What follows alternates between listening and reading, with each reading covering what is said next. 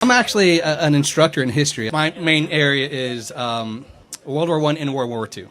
And I really hate it when I'm teaching those classes and then we have a political discussion and students immediately go to the fascistic kind of like Hitler comparison. But that's my question that I have for you.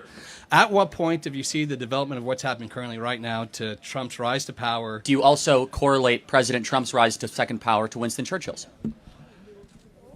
No, I wouldn't. But they have way more in common than the Weimar Germany one. And you're a historian professor. You know Okay. that, right? Oh. Well, think about it. Donald Trump was put in exile. So was Churchill after the Darnells. You know about the Darnells because you're a professor, right? You do? Okay. Can you tell me about the Darnells? I would rather focus primarily on... If you're a World War I professor and you don't know about the Darnells, well, okay. This is what you're paying for, everybody. If I can give you some comparisons that I would necessarily see. I mean, if you look at, you have a populist movement, right? You have someone who is has a cult of personality, a very effective rhetoric.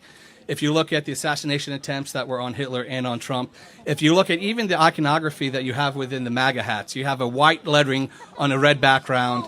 If you even go even further... Oh, I got another one you forgot. Yeah. Did you know that Hitler had a dog? Okay. No. So the very nature of history is seeing a level of comparison of analysis. Once again, I'm not... Oh my goodness, Hitler was also a vegetarian, so vegetarians are also likely to kill their whole population. This is such a sloppy analysis, and you know... Again, I get asked by Democrats all the time, Charlie, why did we lose the election? Oh, thank you. Okay, all right. Because we don't dress up in dresses and go to events like this. I feel, okay, now I think you're just a liar. You said you liked my dress. Oh, that's a good question, actually. That's a great question. But I don't care. It's been a while. It's been a minute. How have you been? Great.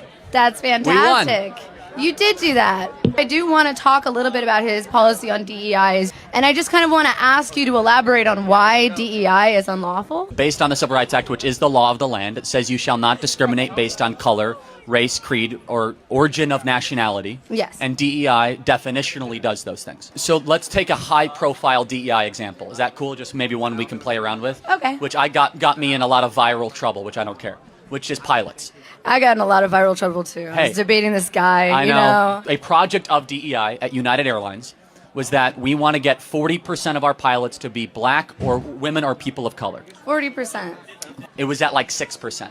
So therefore, they wanted to make a push towards that. We look at that and we say, wow, you're going to have to lower standards to get to that goal. That's true. Why would you have to lower standards? Well, because... Are you saying that black people are inherently inferior? I'm saying the opposite. I'm saying that, at least from our perspective, because it's no good for us to go back and forth again, maybe from our perspective, that we worry that the pursuit of diversity can mean the compromising of excellence. I agree with that. The pursuit of diversity would lead to, you levering or lowering down excellence, because people that are not qualified will get a job simply because you want to favor everyone, or you want diversity, you want everyone to be involved. But when you decide to focus more on competence, I think the world will be in a better place. And I'm so sorry for the professor, the teacher. Charlie asked him a question that he's supposed to know and he did not know. And that is what Charlie has been saying. Sack unqualified teacher, bring a more qualified teacher.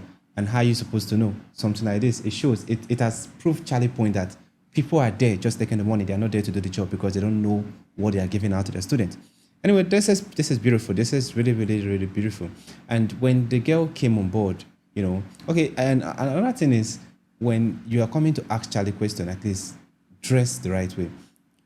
Charlie just said this is the reason why we won, because why would you walk up on stage, you're a guy dressed like a woman? Like, to me, I feel, I don't know, I just don't want to go into, this transgender and whatever, but to me, I feel it does not make sense. At least put on something appropriate, something that would not make people tarnish what you believe in. You can believe in whatever you want to believe in, but when you're coming for a political discussion or something, or a discussion, dress in a way that people would ask you a question based on the fact that they want to debate with you, not based on your appearance, because now your appearance is already telling the person everything about you, and now the person would know how to structure their questions. Anyway, this is a beautiful one. I love this, and I want to see more videos like this. If you have any recommendation, let me know in the comment section. If it is the first time visiting the channel, click on the subscribe button. Thanks for watching, and remember bless.